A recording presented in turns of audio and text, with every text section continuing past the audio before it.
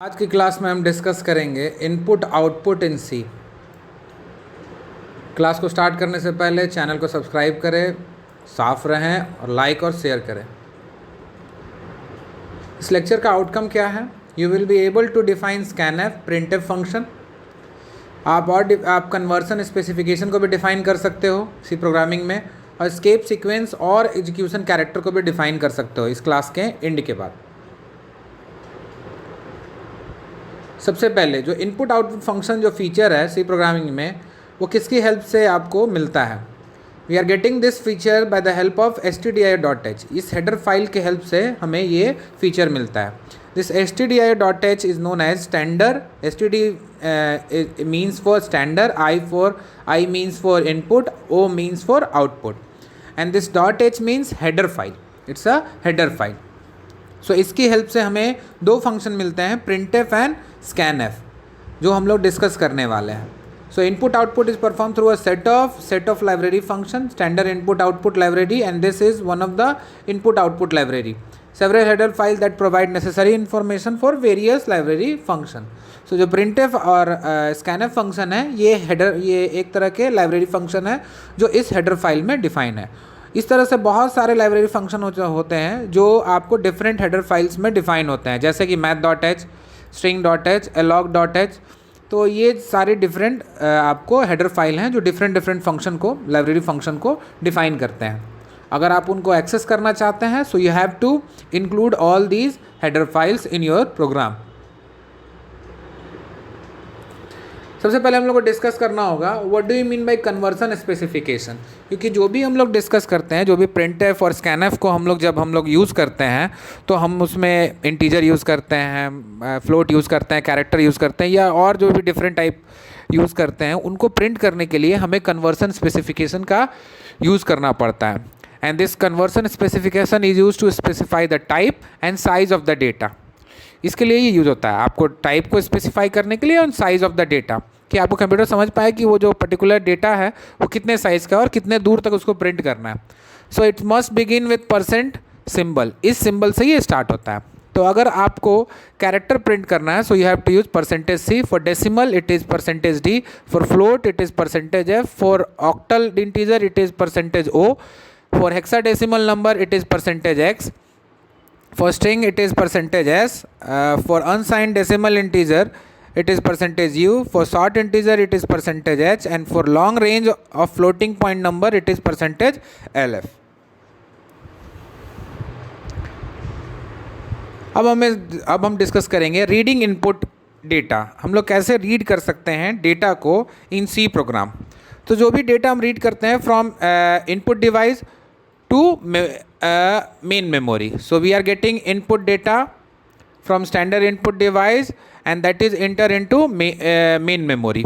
और इसके लिए कौन सा फंक्शन हम यूज़ करते हैं? स्कैनएफ लाइब्रेरी फंक्शन हम यूज़ करते हैं, जो कि stdio.h हेडर फाइल में डिफाइंड है।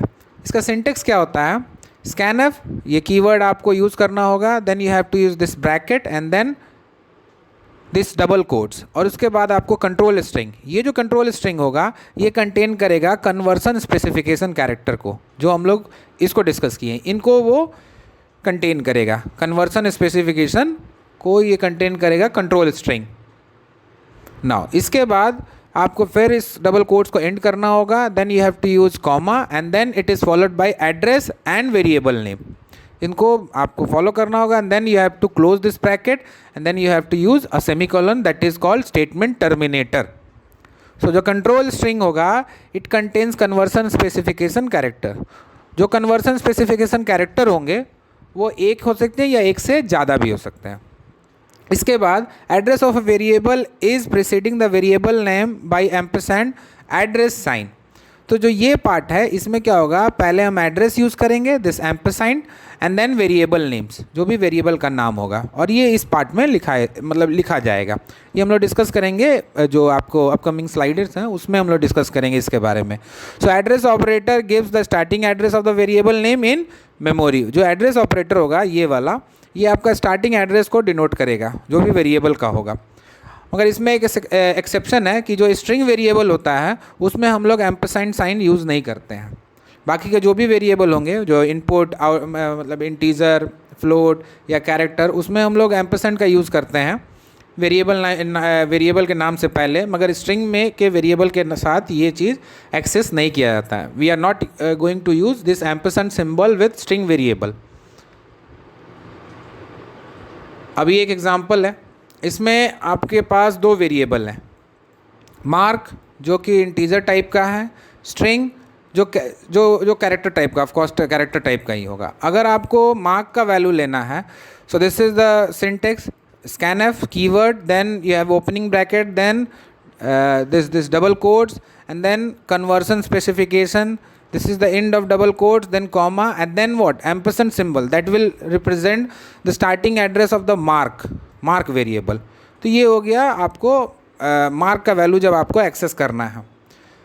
और ये हो गया स्ट्रिंग का। इसमें बस एक ही डिफरेंस है, we are not going to use this ampersand symbol, क्योंकि एम्परसेंड सिंबल स्ट्रिंग के साथ यूज़ नहीं होता। अगर स्ट्रिंग वैल्यू भी लेना है तो आपको %s यूज़ करना होगा, बिकॉज दिस इज़ द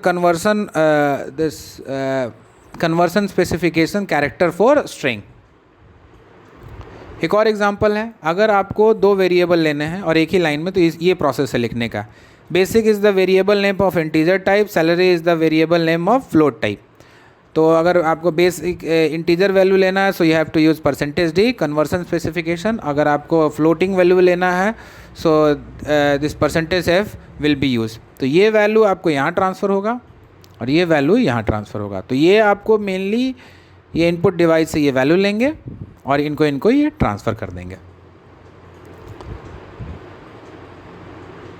एक और एग्जांपल है, अगर हम मान लो कि आपको इनपुट देना है इस कॉमा के फॉर्मेट में, यहाँ पे क्या है, कॉमा यूज़ नहीं हुआ है। अगर यहाँ पे कॉमा यूज़ करोगे, that is the delimiter, so you can use this format as a input. अगर जब आप कंप्यूटर में जब ये वैल्यू डालोगे, so you can use 5000 comma this number and you can press enter. So this will transfer this 1500 to basic and this 200.4 to HRA।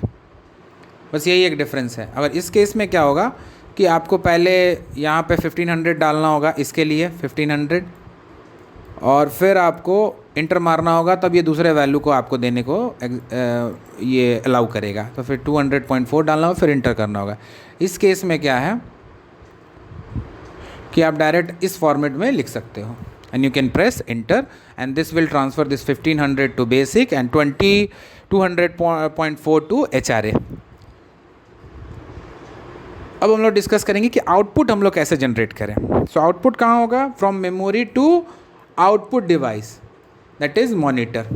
और कैसे इसको परफॉर्म करेंगे, by the help of this printf library function. ये printf library function की header file में defined है stdio.h। इसका syntax क्या है, printf keyword then followed by control string that is enclosed in double quotes and then followed by comma and then variables name।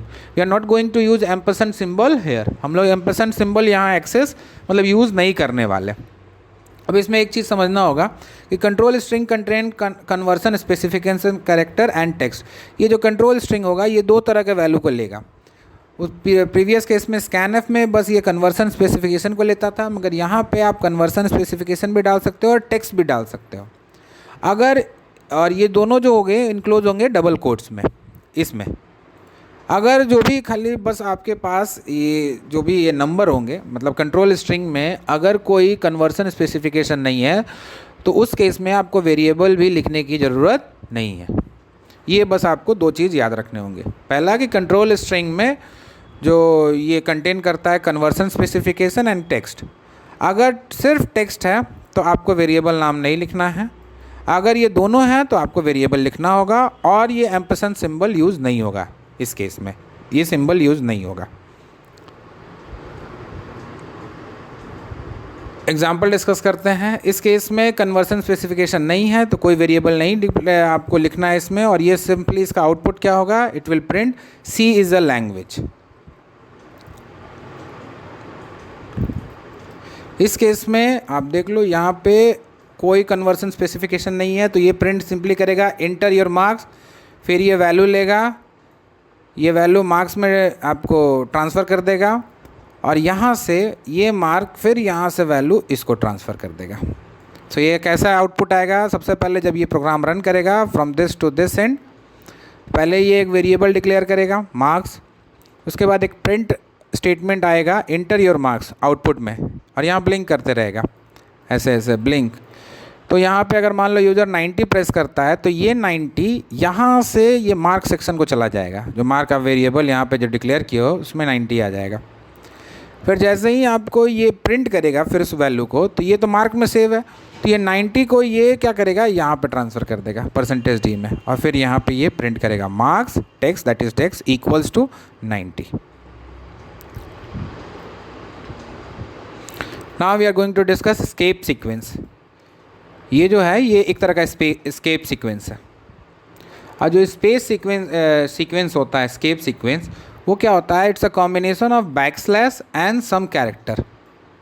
ये दो चीज़ का कॉम्बिनेशन होता है, और इसका जो पर्पस होता है ये स्पेसिफाई होता है, प्री डिफाइंड होता है।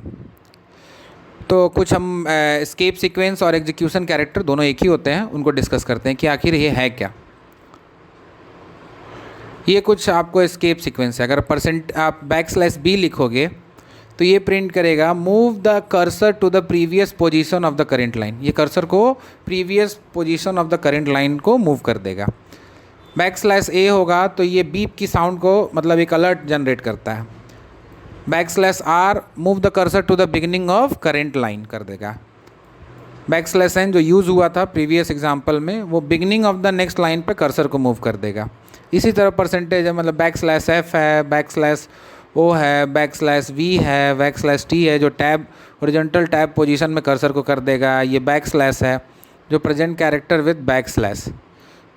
तो ये सारे जो भी आपके एस्केप सीक्वेंस है। अब एक डिस्कस करना है, ये भी एक प्री डिफाइंड फंक्शन है, that is size of operator. इसका क्या काम है कि ये जो भी आपका जो वेरिएबल है उसके साइज़ को आपको डिस्प्ले करेगा। जैसे इंटीजर जो होता है उसको वो मान लो आपको 4 बाइट ले रहा है, फ्लोट आपको 8 बाइट ले रहा है मान लो, कैरेक्टर आपको 2 बाइट ले रहा है, डबल मान लो आपको ये भी आपको 8 बाइट ले रहा है। तो अगर आपको पूछा जाएगा कि भाई साहब ये जो ए का साइज़ क्या है, तो आप सिंपली क्या करोगे, you will print %d storage size of integer data type %d।